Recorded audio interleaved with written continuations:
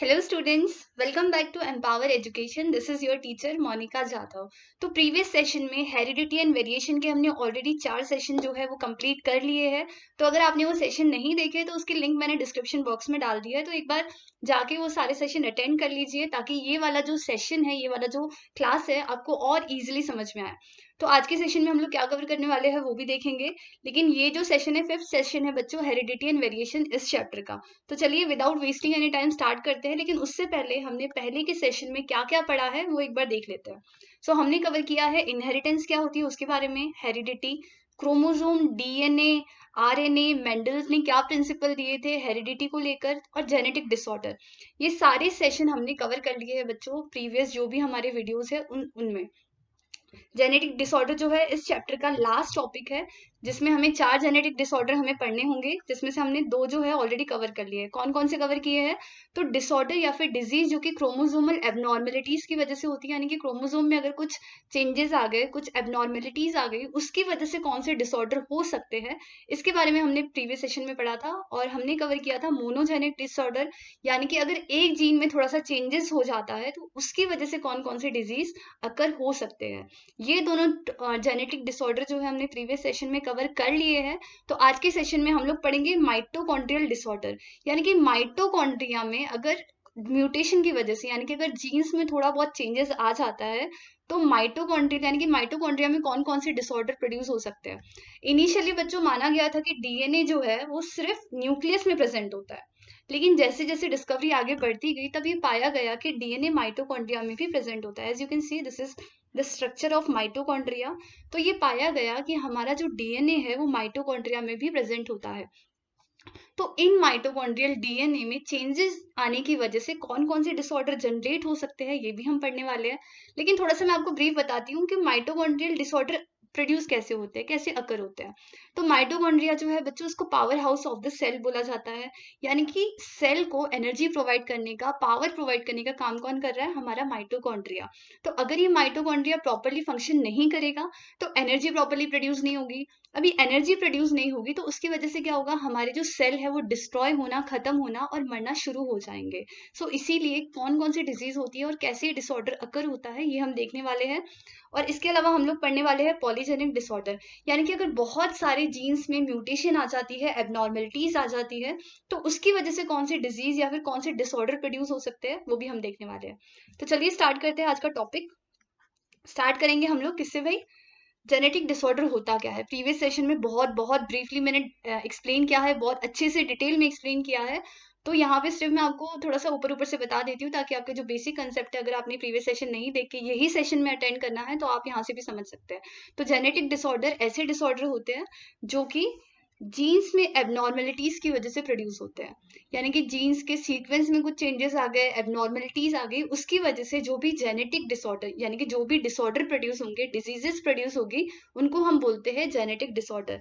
Genetic means everything that is related with the genes, chromosome, DNA, ये सारी चीजों से जो भी रिलेटेड होगा that is known as genetic.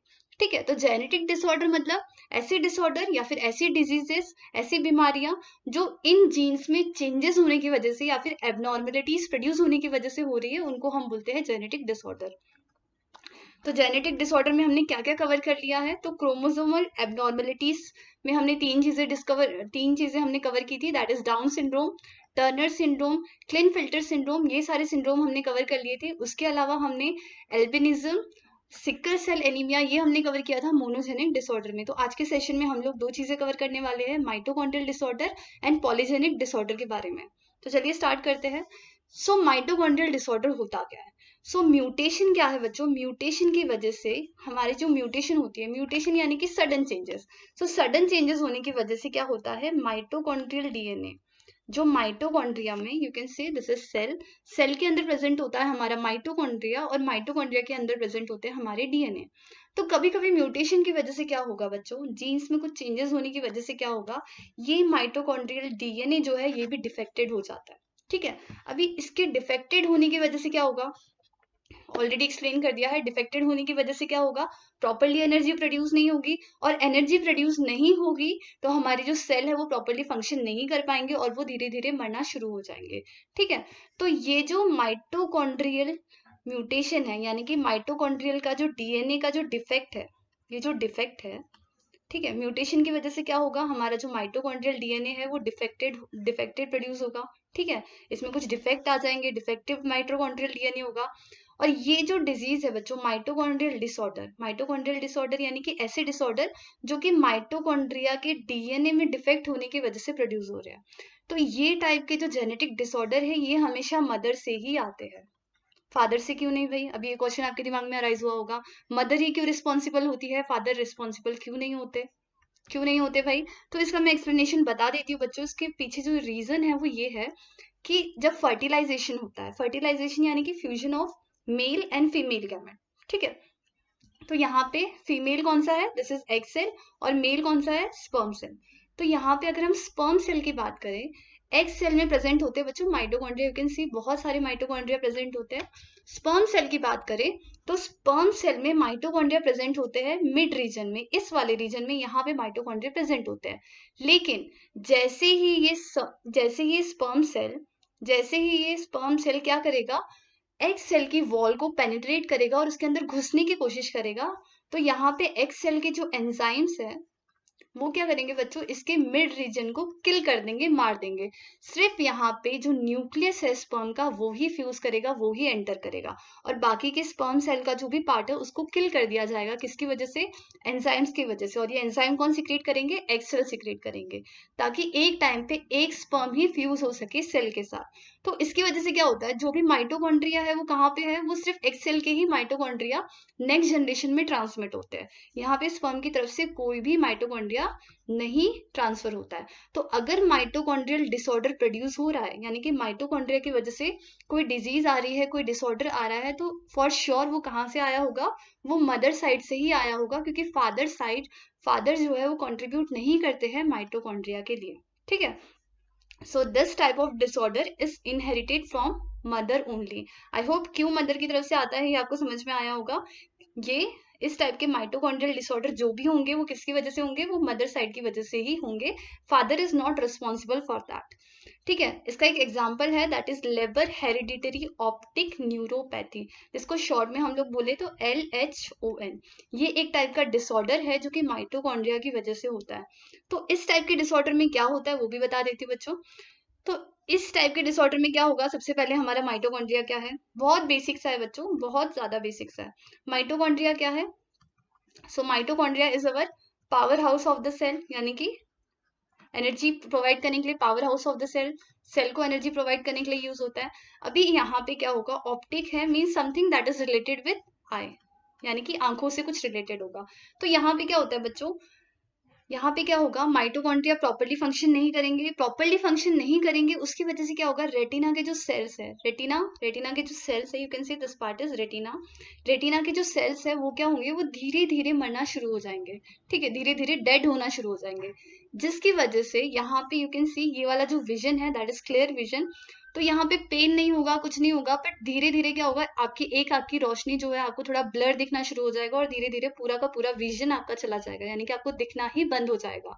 सो ऐसी टाइप के जो डिसऑर्डर होते हैं वो कहाँ से आते हैं, वो कौन से टाइप के डिसऑर्डर है, so that is mitochondrial disorder.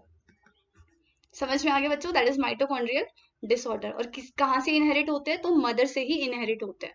ठीक है, तो क्या होता है इस टाइप के डिसऑर्डर में, लेबर हेरिडिटरी ऑप्टिक न्यूरोपैथी में क्या होगा, एक तो ये पेनलेस होगा, यानी कि आपको पेन नहीं होगा और आपको पता नहीं चलेगा। ठीक है, सेंसिटिव नहीं होगा, पेन नहीं होगा आपको। लेकिन यहाँ पे रेटिना के जो सेल्स है वो धीरे धीरे मरना शुरू हो जाएंगे, जिसकी वजह से पहले आपको थोड़ा ब्लर विजन आएगा, ऐसे आपको थोड़ा सा धुंधला धुंधला दिखेगा, और थोड़े टाइम के बाद आपका कंप्लीट विजन चला जाएगा, यानी कि आपको दिखना ही बंद हो जाएगा। सो इस टाइप का डिसऑर्डर कहाँ से आ रहा है, it is because of it is a type of mitochondrial disorder. So I hope mitochondrial disorder क्या होते हैं आपको समझ में आया होगा। तो चलिए let's talk about disorder due to mutation in multiple gene. अगर बहुत सारे जीन्स में म्यूटेशन आ गई, कलर चेंज कर लेते हैं, विजिबल नहीं है आपको शायद। सो क्या होगा अगर बहुत सारे जीन्स में म्यूटेशन आ गई, बहुत सारे जीन्स में म्यूटेशन आ गई, यानी कि अगर बहुत सारे जीन्स में सडन चेंजेस हो गए तो उसकी वजह से क्या होगा, सो देखते हैं उसके बारे में। सो इस टाइप का जो डिसऑर्डर है बच्चों, इसको बोलते हैं polygenic disorder. Poly means many, poly stand for many, and genic means gene. So बहुत सारे जीन्स में डिसऑर्डर आने की वजह से, एबनॉर्मलिटीज आने की वजह से जो डिसऑर्डर प्रोड्यूस होंगे, they are known as polygenic disorder. So इसके एग्जाम्पल क्या है? Cleft lip, cleft palate, constricted stomach, spina bifida, diabetes, blood pressure, heart disorder, asthma, obesity, ये सारे जो एग्जाम्पल है बच्चों, that is related with multiple genes. यानी कि बहुत सारे जीन्स में जब डिसऑर्डर होता है, बहुत सारे जीन्स में जब एबनॉर्मलिटीज आती है, म्यूटेशन आता है, या फिर सडन चेंजेस हो जाते हैं जीन के सीक्वेंस में, तो हम उसे क्या बोलते हैं? Polygenic disorder. तो एग्जाम्पल देख लेते हैं। तो यहाँ पे you can see this is cleft lip. Cleft lip में क्या होगा बच्चों? यहाँ पे यू कैन सी ये जो बच्चे का जो जो अपर होट है, अपर लिप जो है इसके, ये प्रॉपरली फ्यूज नहीं हुए हैं, ठीक है। सो यहाँ पे ये प्रॉपरली, ये कंप्लीटली इसको क्या नहीं हुआ है? फ्यूज नहीं हुआ है, कंप्लीटली क्लोज नहीं हुआ है। तो ये भी एक डिसऑर्डर है जो कि पॉलीजेनिक डिसऑर्डर है, यानी कि बहुत सारे जीन्स में म्यूटेशन आने की वजह से भी प्रोड्यूस हो सकता है। या फिर क्लेफ्ट पैलेट। पैलेट क्या है बच्चों? माउथ के इनर वाला जो पार्ट है, ये वाला जो पार्ट है, that is known as palate. तो यहाँ पे क्या होगा? ये भी कंप्लीटली फ्यूज नहीं होगा और वहां पे एक क्लेफ्ट रह जाएगा, एक क्या बोलते हैं उसको, एक थोड़ा सा गैप रह जाएगा, दैट इज क्लेफ्ट पैलेट या फिर क्लेफ्ट लिप। या फिर you can see spina bifida. Spina bifida में क्या है? It is a type of disorder which is arises due to, which is arises in spinal cord. Spinal cord में, spinal cord के abnormalities की वजह से इस टाइप का डिसऑर्डर जो है वो प्रोड्यूस होता है। सो ये जितने भी टाइप के डिसऑर्डर्स है, it is example of polygenic disorder. यानी कि बहुत सारे जीन्स में अगर एबनॉर्मलिटीज आएगी, बहुत सारे जीन्स में अगर म्यूटेशन आएगी, तो उसकी वजह से ऐसी ऐसी कंडीशंस रिस्पॉन्सिबल होती है। और सिर्फ यहाँ पे जीन्स का रोल नहीं होता बच्चों, यहाँ पे सिर्फ जीन्स ही रिस्पॉन्सिबल नहीं होते, उस एरिया का इन्वायरमेंटल फैक्टर कैसा है, वो एरिया का इन्वायरमेंट कैसा है, उस मदर की लाइफस्टाइल कैसी है, ये सारी चीजें रिस्पॉन्सिबल है। तीन चीजें यहाँ पे रिस्पॉन्सिबल करेगी, इन तीनों का इंटरेक्शन रिस्पॉन्सिबल करेगा पॉलीजेनिक डिसऑर्डर के लिए। कौन कौन सी तीन चीजें? पहला है इन्वायरमेंटल फैक्टर, सेकंड जो है लाइफस्टाइल कैसा है, और थर्ड जो है दैट इज जीन्स। यानी कि तीनों चीजों का interaction will lead to this type of disorders, ठीक है। इन तीनों चीजों का इंटरेक्शन होगा और इस टाइप के डिसऑर्डर जो है वो प्रोड्यूस होंगे। जैसे ओबेसिटी, बहुत ज्यादा खाना खाने की वजह से, इन्वायरमेंट कैसा है, ठंडा इन्वायरमेंट है, पसीना नहीं आ रहा है, तो उसकी वजह से ओबेसिटी हो गई। जीन्स में भी डिसऑर्डर है, उसकी वजह से भी हो गई। और ऊपर से उस पर्सन का लाइफस्टाइल जो है वो भी हेल्दी नहीं है। तो ये सारी चीजें रिस्पॉन्सिबल होती है पॉलीजेनिक डिसऑर्डर के लिए। ओके, तो यहाँ पे एक और जो है इम्पोर्टेंट जो है, that is inter relationship between tobacco addiction and cancer. So क्या रिलेशन होता है? बहुत सारे बच्चे सोचते हैं कि टोबैको का और कैंसर का क्या कनेक्शन है, तो थोड़ा सा एक्सप्लेन करती हूँ बच्चों। तो जब भी आपने, अगर नहीं भी देखा है तो भी दैट्स ओके, लेकिन जब भी आप कोई मूवी लगती है तो उसके स्टार्टिंग में एक एडवर्टाइज आती है that consuming tobacco is harmful for our health, it is injurious to our health. तो यहाँ पे अगर आपने पैकेट भी देखा होगा तो उसके ऊपर भी वार्निंग लिखी होती है, smoking kills. You can see this is packet, इसके ऊपर भी लिखा होता है। Still there are some people जो कि उसको कंज्यूम करते हैं।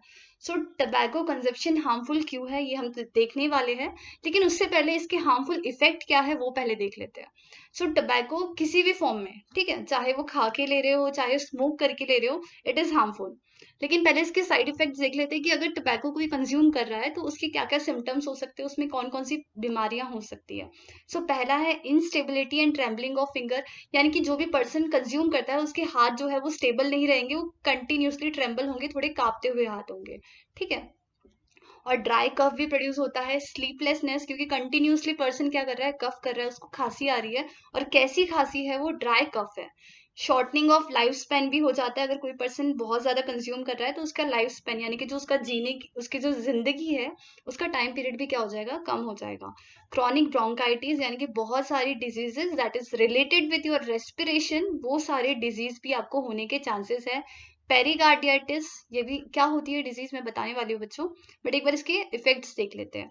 और इसकी वजह से आपके लंग्स का कैंसर, माउथ का cancer, लैरिंग्स, pharynx, pancreas, urinary bladder, lips, tongue, visual disorder and trimmers, यानी कि इसके इतने सारे साइड इफेक्ट है टोबैको कंजप्शन के। ये सारे कैंसर्स आपको होने के चांसेस है अगर आप ये कंज्यूम करते हो तो।